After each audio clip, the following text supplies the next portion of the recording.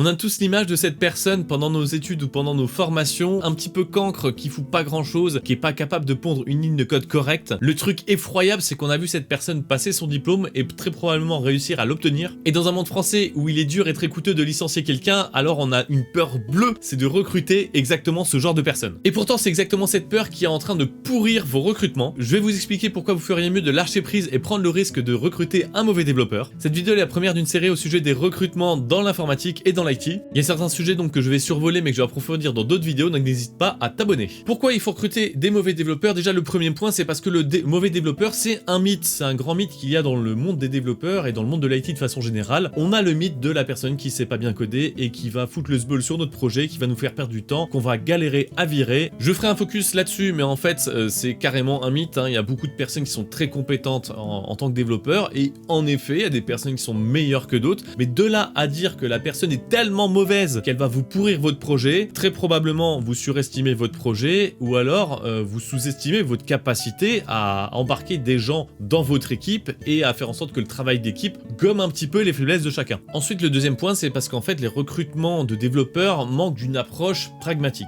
Là, pareil, j'irai dans le détail dans une autre vidéo, mais le recrutement, ça a un coût. Si vous avez un poste vacant, a priori, c'est que vous avez un besoin, et a priori, si ce poste reste vacant, vous allez avoir un déficit en effectif. Donc, résultat des courses, soit votre projet va ralentir, mais ça n'arrivera jamais, votre hiérarchie vous demandera toujours les mêmes objectifs. Donc, souvent, ce qui va plutôt arriver, c'est que vos développeurs en sous-effectif vont sacrifier la qualité. Cette baisse en qualité, ça accompagnera d'une baisse en qualité de vie ou alors d'une surcharge de travail pour les développeurs, donc certains risquent de partir et ça va créer un effet domino. Et en plus, tant que ce poste est vacant, vous allez faire passer des entretiens, donc perdre encore plus de temps, ce qui s'accompagne aussi d'une perte de temps des équipes RH, des équipes achats, etc. Ce qui fait au final que si on additionne les coûts réels et les coûts cachés, un poste vacant pendant 6 mois coûte très probablement plus cher qu'un poste sur lequel vous allez tout de suite recruter quelqu'un et au bout de 2 mois vous séparer de la personne parce qu'elle fait pas le taf. Ensuite, la troisième raison, c'est parce qu'en réalité, on est très mauvais pour évaluer des gens sur le plan technique. En effet, pendant un test technique, on va souvent remettre en question l'évalué, mais on va très peu remettre en question l'évaluateur et l'évaluation. Or, vu la quantité de refus de candidats compétents que j'ai pu voir dans ma carrière, il est fort probable que ce soit ces deux derniers éléments qui soient à remettre en question. Et d'ailleurs, petite remise en perspective, il y a 2 ans, quand j'ai commencé à élaborer cette vision au sujet des tests techniques, j'ai demandé dans mon entourage quels étaient leurs tests techniques dans leur métier. En effet, dans mon entourage, il y a beaucoup de personnes qui sont pas des milieux d'IT. Il est intéressant de voir que dans des métiers, on pourrait attendre un grand niveau technique de la part des gens. Il n'y a pas forcément d'entretien technique pour évaluer le niveau de quelqu'un. En fait, il y a beaucoup de métiers dans lesquels le CV plus discuter des expériences techniques lors d'un entretien suffit pour valider un entretien et ensuite la personne est évaluée dans sa compétence pendant la période d'essai. Donc pourquoi les tests techniques sont mauvais? Déjà parce qu'en fait, le test technique n'évalue pas la compétence exécutive d'une personne, mais sa compétence à transmettre, voire à enseigner des notions. Et en plus de ça, ça va vous faire grincer des dents si vous aimez pas les tricheurs, mais ça évalue surtout le niveau de préparation à votre entretien. Parce que oui, si vous attendez vos candidats sur des compétences très précises, comme par exemple des compétences en multithreading, et bien en fait les cabinets de conseil et les cabinets de recrutement vont très vite le comprendre et vont entraîner les candidats suivants pour répondre à ces questions spécifiques. A priori, si dans votre entretien vous demandez comment fonctionne précisément le garbage collector ou le threading en C#,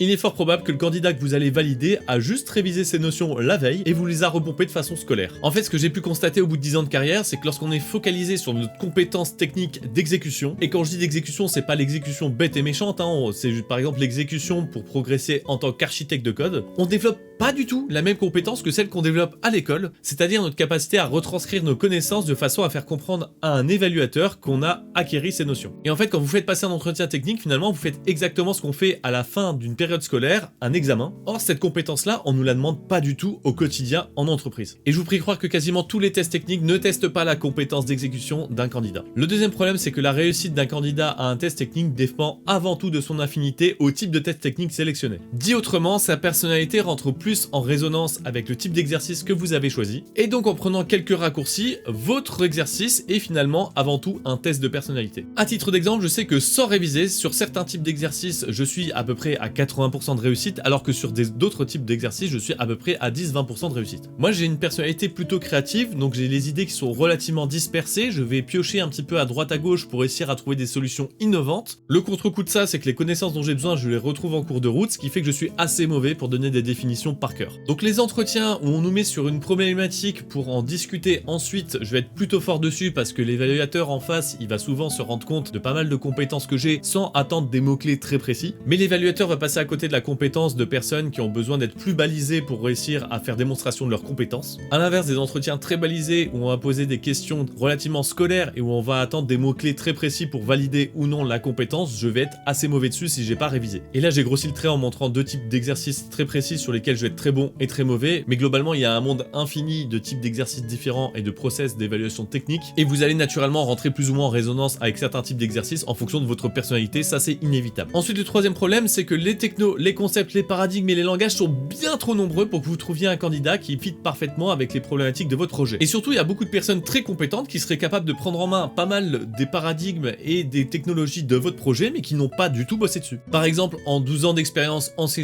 j'ai jamais bossé sur des problématiques multithreading, et pourtant je vous assure que j'en fais mon 4 heures. J'ai bossé sur des problématiques aussi complexes que des problématiques de multithreading, et sur lesquelles j'avais pas forcément une compétence au moment où je m'y suis attaqué, et pourtant j'ai réussi à faire le café. Aujourd'hui l'informatique c'est un monde qui est vraiment très varié, vous avez plein de langages différents, vous avez plein de façons de voir le code différent. Par exemple, est-ce que c'est du microservice? Est-ce que vous allez avoir un client, un serveur, ou alors est-ce que c'est une application monolithique? Il y a tout plein de problématiques d'organisation autour de comment le projet est géré. Par exemple, il y a certaines personnes qui n'ont jamais bossé en méthode agile, il y a d'autres personnes qui n'ont bossé que en méthode agile et vous, votre organisation ne fonctionne pas comme ça. Tout ça, ça va avoir un impact aussi sur le plan technique. Il y a tout plein de problématiques autour de la qualité de code et les problématiques architecturales d'un projet. Et ça, c'est beaucoup des questions de point de vue, c'est des choix techniques que chaque entreprise va faire. Donc il y a plein d'entreprises qui vont dans des directions différentes. Donc faites attention aux compétences précises que vous allez rechercher. Vous risquez de vous fermer la porte à pas mal de profils qui pourraient faire le taf. Et la plupart des profils qui vont se présenter à vous, ils feraient très bien le taf, mais comme ils ont des trous dans leurs expériences par rapport à ce que vous attendez, eh bien vous allez sûrement leur fermer la porte. Et ensuite le quatrième point, c'est le point qui va vous faire le plus grimacer. Je suis désolé, il faut absolument que j'y vienne. La personne en face de vous, elle est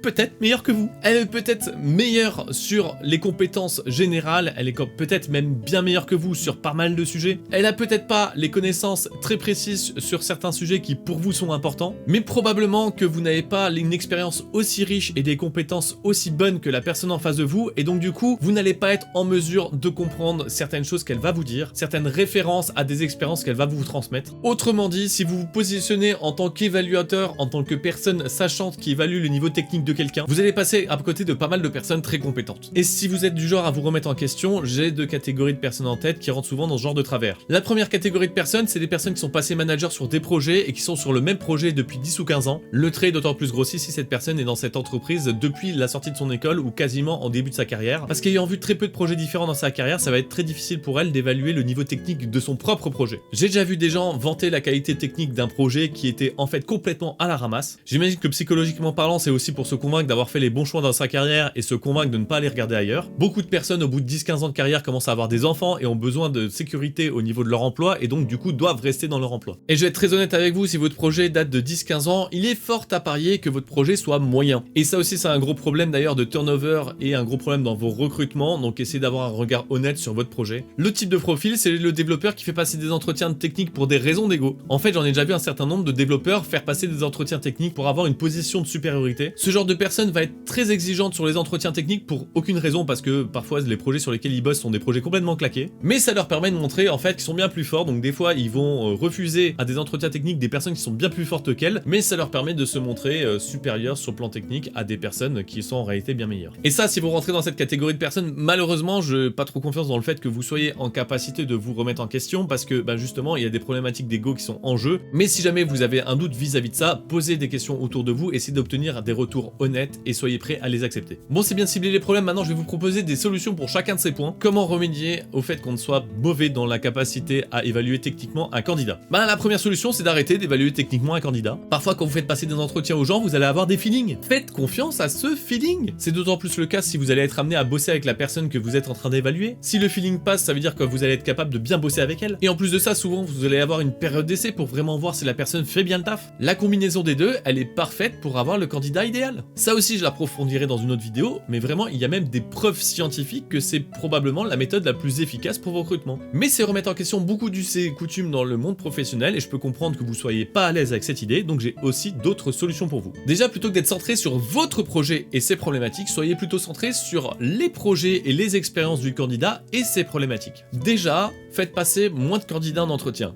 intéressez-vous un petit peu plus en profondeur au cursus de la personne. Par exemple, si vous êtes capable de retrouver ce qui est enseigné et les méthodes d'enseignement de l'école où la personne a été, ou de la formation que la personne a faite, si vous êtes capable de retrouver les technos et les contextes techniques et socio-professionnels des entreprises dans lesquelles la personne a bossé, ça peut être intéressant. Et ensuite, quand vous la recevez, posez-lui des questions là-dessus. Qu'est-ce qu'elle a appris dans ses expériences professionnelles? Qu'est-ce qu'elle a envie de mettre en avant dans ce qu'elle a appris d'un point de vue scolaire? Donc vous, en tant qu'évaluateur, ça nécessite d'être polyvalent et d'être capable de poser des questions sur des choses qui ne sont pas les problématiques de votre projet. Par exemple, si en face de vous avez quelqu'un qui a beaucoup bossé dans le web mais que votre projet a rien à voir avec le web, soyez prêt à poser des questions au sujet du web pour essayer de challenger la personne et de voir un peu ce qu'elle a pu faire. Si vous êtes plutôt du genre à poser des grilles d'évaluation avec des questions précises, ou si vous vous rendez compte que le candidat en face en a besoin pour faire démonstration de ses compétences, préparez-vous à en poser sur des sujets très variés. Vous allez vous dire oui, mais sur mon projet, moi j'ai des problématiques très précises et j'ai besoin que la personne soit compétente dessus. Déjà, ne surévaluez pas la difficulté technique des problématiques de votre projet. Je vous assure qu'un ingénieur en informatique, par exemple, sera capable de prendre en main vos problématiques très précises et difficiles de votre projet, il n'y aura aucun problème. Et pour ça, essayez de comprendre votre propre bagage technique. Vous avez appris à ouvrir une doc, vous avez appris à apprendre, vous êtes capable d'apprendre un nouveau langage, même si vous n'avez jamais bossé dessus, vous êtes capable de comprendre de nouvelles technologies, vous êtes capable de poser des questions à des personnes plus compétentes que vous pour réussir à être mentoré sur des technologies que vous ne maîtrisez pas, et quand vous entrez dans un projet avec déjà des habitudes sur ces problématiques très précises, vous êtes capable d'ouvrir du code pour obtenir des exemples et vous inspirer de ces exemples